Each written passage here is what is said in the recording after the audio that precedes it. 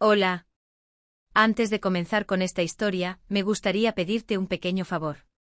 Si disfrutas este contenido, deja tu me gusta y suscríbete al canal. Tu apoyo me ayuda a seguir trayendo más historias como esta. Novela. Hermana, en esta vida yo soy la reina. Episodio 486, cuando el pasado frena el presente. Todo San Carlo, no todo el reino etrusco, estaba insultando a Isabella por haber abortado al hijo del príncipe, pero César fue el único que no pudo sumarse a esas críticas. Isabella había hecho lo que él realmente quería. Le había dado tiempo para que su Ariadne no lo abandonara para siempre. Si ese niño hubiera crecido sano en el vientre y hubiera nacido como un hijo legítimo de Alfonso, César habría tenido 10 veces más dolor de cabeza en términos de ingeniería política y al mismo tiempo se habría tenido que hacer una pregunta más fundamental. Afortunadamente, gracias a Isabella, pudo conformarse con hacerse una pregunta un poco menos intensa. Sin embargo, incluso eso era extremadamente doloroso para el frágil ego de César. ¿Podría él aceptar a una Ariadne que tuvo un hijo de Alfonso? Era una fantasía solitaria, completamente ajena a la voluntad de la propia Ariadne. Pero para él, en ese momento, era la preocupación más importante del mundo. Desde que la pérdida de Ariadne se hizo ampliamente conocida en la sociedad, César no había podido pensar en otra cosa. El propio César estaba tan lejos de la pureza como la distancia entre la montaña de Prinoyac y el mar de Mediterráneo. Las mujeres con las que se había involucrado hasta ahora eran similares. No solo vírgenes, sino también viudas o mujeres casadas, las arrastraba a la cama sin dudarlo. Pero esto no significaba que el gran duque César no se preocupara en absoluto por el pasado de una mujer. Más bien, todo lo contrario. Con otras mujeres era posible porque tenía la intención de divertirse y luego desecharlas. Una mujer con la que se encontraría como máximo 1 o 2 meses, no necesitaba ser pura, al igual que no necesitaba tener una buena familia o un buen nivel educativo. ¡Ay! Hasta ahora, siempre había estado en la posición de dañar a otros. Se había acostado con mujeres casadas, destruyendo familias, y con vírgenes, haciendo llorar a jóvenes inocentes. Las mujeres que lo conocieron soñando con una vida glamorosa por un tiempo, probablemente sufrieron de mal de amores tan pronto como regresaron a su mundo ordinario, o por la ilusión de haber perdido una oportunidad por haber hecho algo mal, pero a él no le importaba. César no solo atormentaba a las mujeres. El próximo hombre que se encontrara con esa mujer también era una víctima. Aunque una joven que alguna vez fue una virgen soñadora comparara el rostro ordinario del soltero del pueblo con los rasgos esculturales de César y encontrara incluso una confesión desagradable, o aunque la mujer casada con la que había jugado no pudiera olvidar el sueño de verano y se negara para siempre a tener relaciones con su actual esposo, eso era asunto de ellos. Pero el karma siempre llega tarde o temprano. ¿Podré soportar que Ariadne me compare con ese bastardo? La mano de César tembló. Nunca antes había pensado en el ex o actual esposo de una mujer cuando abrazaba a otra. Porque en la cama, tenía confianza. César estaba seguro de que era el amante más fantástico que existía, y que no tenía nada que envidiar a nadie vivo en el continente central. El único con el que no tenía confianza era Alfonso de Carlo. No era porque supiera en detalle lo que Alfonso hacía en la cama. La vida de César, la persona César, estaba hecha de fragmentos de inferioridad que sentía hacia su hermanastro Alfonso. ¿Podré mantener la cordura cuando ella me compare con ese bastardo?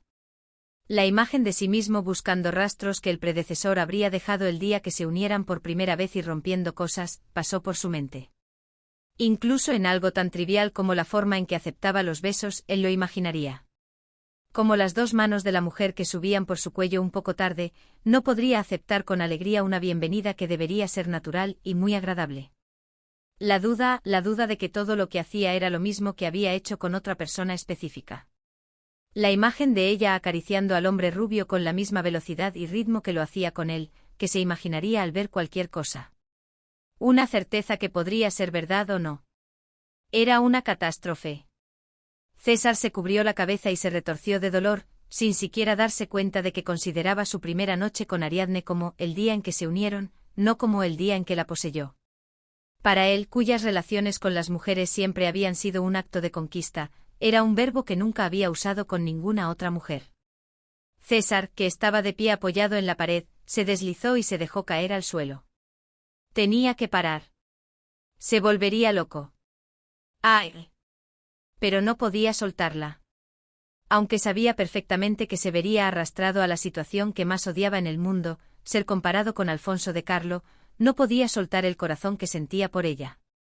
Ella era su salvación. Su única salvación. Era la única oportunidad de escapar de una vida marcada por comparaciones, insatisfacción, restricciones e inferioridad. La había perdido justo delante de sus ojos. Por culpa de la maldita Isabella de Contarini. No joder, ya ni siquiera podía culpar a Isabella. Todo esto había sucedido por culpa del maldito César de Como, un bastardo inferior que, aunque sabía quién era su padre, no tenía padre, y que, aunque podía hacer cualquier cosa, no podía hacer nada. El gran duque César, el tercer hombre más noble del reino etrusco, en el edificio más fresco y hermoso del continente central, adornado con oro, vestido con la ropa más cara y hermosa del continente, con el rostro más hermoso del continente fruncido, se retorcía pensando solo en lo que no tenía. Sin tener la menor idea de qué tipo de verdad y qué pensamientos tan tremendos tenía alguien a unos cientos de pies de él, Ariadne llamó a Sancha, evitando los ojos de los sirvientes del palacio. Sancha. Hay algo que tienes que traerme de fuera del palacio. Si Ariadne intentaba salir del palacio, la cosa se complicaría. En opinión de Ariadne, para conseguir ese objeto, lo mejor era que Sancha obtuviera un permiso de salida y lo trajera de fuera como si fuera un artículo personal. Ariadne le susurró a Sancha que era ese objeto. ¿Qué eso? Sancha abrió mucho los ojos y preguntó. El objeto que Ariadne le había ordenado traer era algo que Sancha ni siquiera había imaginado. ¿Lo va a usar la señorita? Innumerables escenarios descabellados pasaron por la mente de Sancha. Si consigo esto, ¿tendré que echarlo en la comida de la condesa Contarini? ¿Verdad? Sin embargo, Ariadne rompió todas las imaginaciones salvajes de Sancha con un tono muy sencillo. Claro que lo usaré yo, ¿quién más lo usaría? La leal sirvienta, que no conocía la palabra no para su señorita, negó con la cabeza con firmeza. No se puede. Estaba dispuesta a obedecer todas las órdenes de su señorita, pero prefería que su señorita se valorara más a sí misma. ¿Hierba de la infertilidad? Es una hierba anticonceptiva que, si se toma, previene el embarazo. ¿Por qué va a tomar eso la señorita? Además, tiene efectos secundarios. La hierba de la infertilidad era una hierba potente. Si se tomaba en pequeñas dosis regularmente, la menstruación se detenía por completo. En caso de emergencia, se decía que se masticara la hierba fresca después de la relación. Solo eso evitaría el embarazo.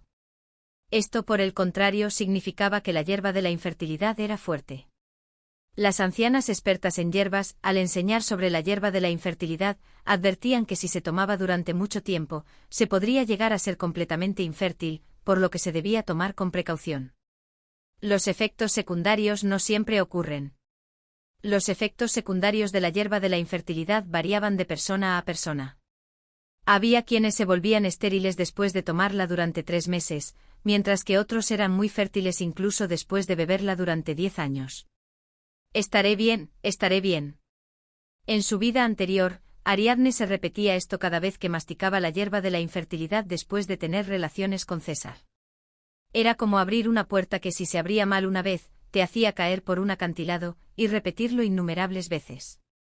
Ante la confesión de amor de César, ella siempre respondía y siempre abría la puerta que conducía al acantilado. Y rezaba. Dioses, por favor, sálvenme solo esta vez. Tan a menudo que los dioses se cansaban de escucharla. Odiaba esos sentimientos que recordaba vagamente de entonces. Inseguridad, negación, miedo. Si esto continuaba, no, la ansiedad de que ya no podría tener hijos, la negación de su amor, pero el miedo de que, si le levantaba la voz a César, él me dejaría de inmediato. Todo es por nosotros, que seremos perfectamente felices al final. Un sacrificio por el hombre que amo y que me ama. Quería creer eso. Pero cada una de sus acciones grita en voz alta que no te amo. Hacer que una mujer a la que valora lo suficiente como para convertirla en su compañera mastique hierbas de infertilidad, un hombre que debe tener un heredero. Solo después de morir pude ver las cosas con claridad. Era una tontería. César nunca tuvo la intención de poner a Ariadne al lado del trono desde el principio. Pero estar consciente y no tener heridas son dos cosas diferentes. La Ariadne que regresó ni siquiera tocó la hierba de la infertilidad. Cuando otros le aconsejaron que cambiara su ciclo menstrual para que coincidiera con grandes eventos como torneos de caza o bodas, ella no se inmutó, y fue lo mismo cuando estaba comprometida con César. Nunca más quiso acercarse a esa maldita hierba. Sancha señaló ese punto exacto.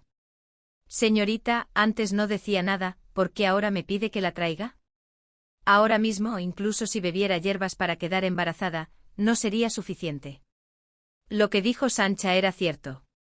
Si realmente quería tomar la hierba de la infertilidad, debería haberla tomado entonces. Ese día que tuvo su primera relación con Alfonso. Ariadne, la noche en que se despertó después de perder a su hijo. Tuvo un sueño. ¿Cómo te siente?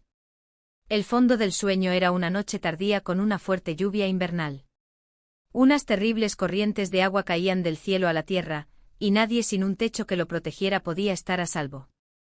Era una noche tan despiadada en la que la situación de las personas que se refugiaban bajo el alero de alguien y las que no, se dividía claramente.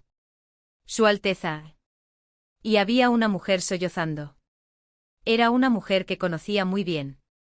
La mujer cuyo nombre de soltera era Isabella de Mare, la princesa de la vida anterior, princesa Isabella.